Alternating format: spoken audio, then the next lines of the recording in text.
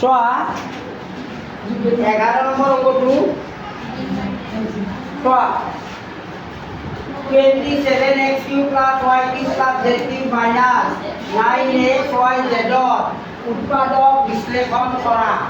এই অংকটো উৎপাদক বিশ্লেষণ কৰিব লাগিলে আমি এটা আগতে অভেদ পাইছিলোঁ, এইটো হৈছে a cube plus b cube plus c cube minus 3abc equal to a plus b plus c whole into a square plus b square plus c square minus ab minus bc minus ca।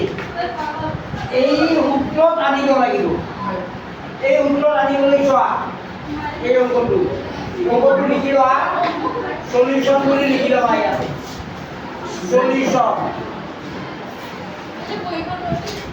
x cube plus y cube plus z cube minus 9xyz। তো এতিয়া আমি ফৰ্মুলাটো পেলাই লওঁ।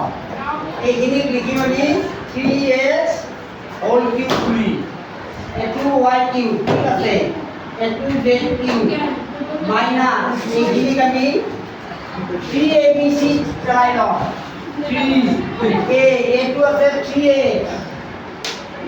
b2 y আছে, c2 z আছে, তাৰমানে 3 3 গুণ 9 9xyz। এতিয়া আমাৰ এইটো সূত্ৰটো পৰি গ'ল। এতিয়া উৎপাদকখিনি লিখি দিম। চোৱা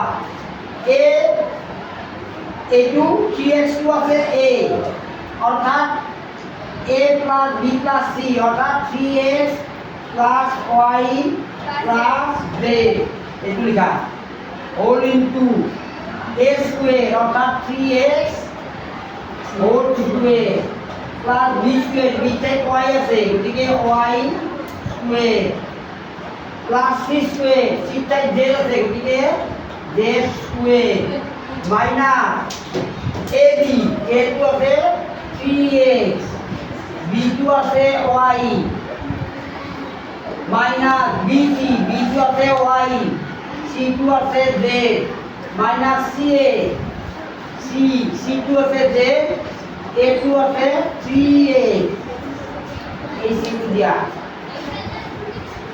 এতিয়া কি হ'ব 3x plus y plus z whole into এইটো ভাঙি দিয়া 3x whole cube whole square তাৰমানে 9x square plus y square plus z square minus 3xy minus yz minus 3zx, 3 টু এটা 3zx। এটি হচ্ছে আমার উৎপাদক এইখিনি। তো ইয়াৰে উৎপাদকটো হৈছে এইখিনি। তোমালোকে ফৰ্মুলাবিলাক মনত ৰাখিবা আৰু সেইমতে অংকবিলাক এপ্লিকেশ্যনটো কৰিব পাৰিনে চাবা। অংক যিবিলাক মই কৰিলোঁৱে, যিখিনি কৰা নাই সেইখিনি অংক কৰি কিনে মোক ক্লাছত দেখাবা, ঠিক আছে।